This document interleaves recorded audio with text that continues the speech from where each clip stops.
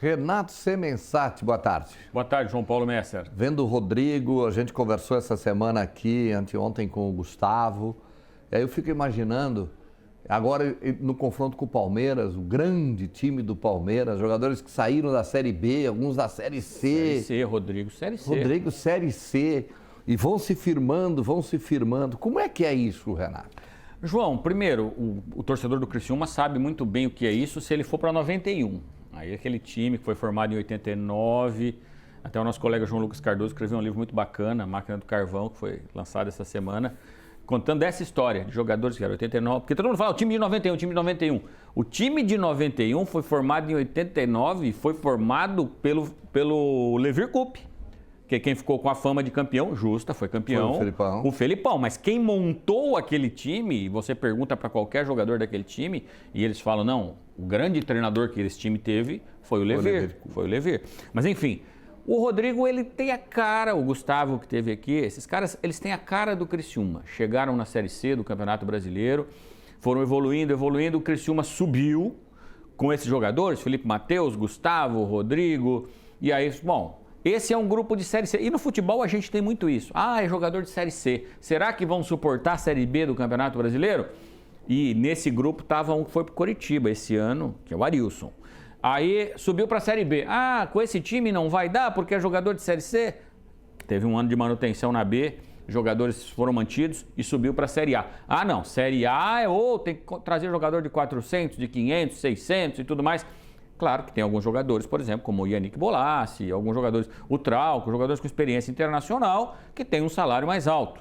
Mas o Criciúma não paga 400, 500 mil reais para ninguém. E esses jogadores que jogaram lá a Série C, como o João falou, hoje são jogadores protagonistas no time do Criciúma. O Rodrigo aí, 150 jogos.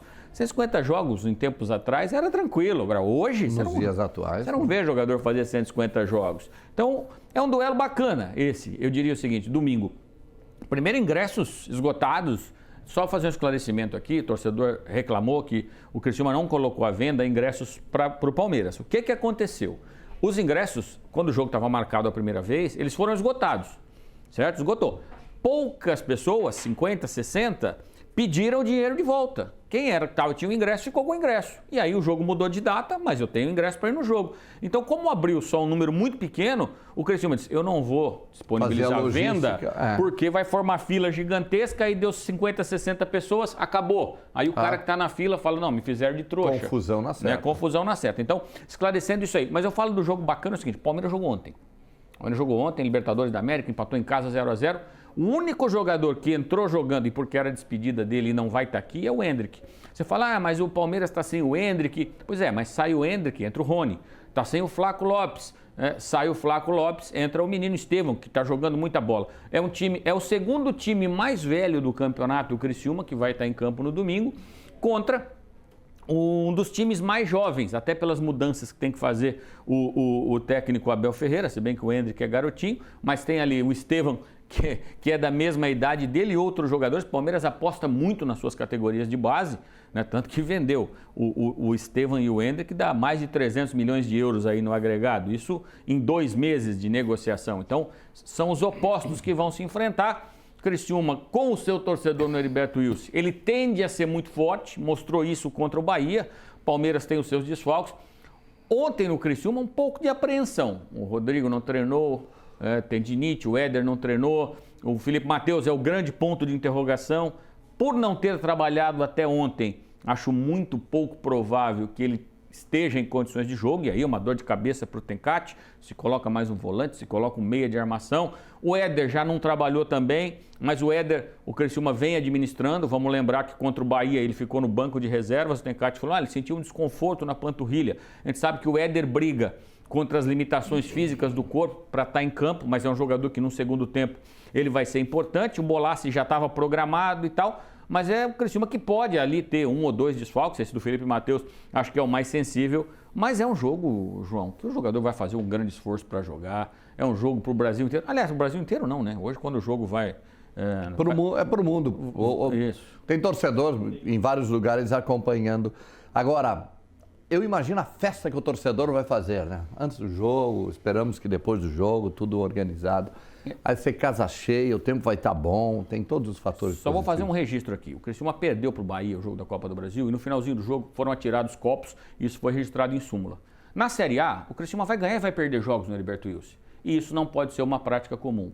É um prejuízo muito grande para um clube, para qualquer clube, mas para o Criciúma sair do Heriberto Wilson de repente por punição e ter que jogar num campo neutro. Então, Série A é isso aí, gente. Você ganha e você perde com muita frequência. Então, vamos com calma, que tem 35 rodadas pela frente. Ou tem muito tempo pela frente. Ney Lopes, chega no pedaço, vamos Vamos lá, vamos Concentra aí. esperar o Palmeiras esperar o Palmeiras com para um domingo com super a grande expectativa. Domingo é dia de feijoada, né? Hã? Domingo. Domingo, sábado. Feijoada, né? É? Domingo. É, hoje, eu já Não começo, faz, eu já não, começo hoje. não faz Vambora. esse tipo de provocação. Eu já começo Porque hoje nós lá, estamos numa- lá no. Não, feijoada por causa do porco, né? Mas eu já começo hoje lá no Dorva. Ah, ele faz assim, Mas tipo, você sabe isso que é aí um grande potencializa. engano. Por que, que o palmeirense passou a ser chamado de porco? Rapidinho, você sabe? É, não. Porque um Corinthians jogava o Campeonato Paulista e 2 jogadores se envolveram num acidente. Morreu os 2. À época tinham poucos jogadores registrados. O Corinthians pediu para registrar 2 novos jogadores. Um clube só de São Paulo disse, não vai registrar, vai ter que seguir sem os 2. O Palmeiras, aí o presidente do Corinthians na época disse, isso é um porco que faz isso. E aí ficou a história do porco. Todo mundo acha que é história de chiqueiro e tal, mas não é. Será que a sabia dessa presidente do história. Corinthians vai estar. Do A Palmeiras vai a estar. presidente do Palmeiras... Seguramente. Chega amanhã em voo fretado, né? Não, vou dele, né? Voo- Com o avião deles. É, voo fretado, mas o voo é da Não, com o presidente, avião mas deles, é né? fretado. O né? voo dela, o Não, avião dela, dela. né? Não, dela, né? Ela aluga Voo para o dela. Palmeiras, gentilmente, por um preço bem mais modesto. Valeu. Vambora. Falando dessa dinheirada, Ney, contigo.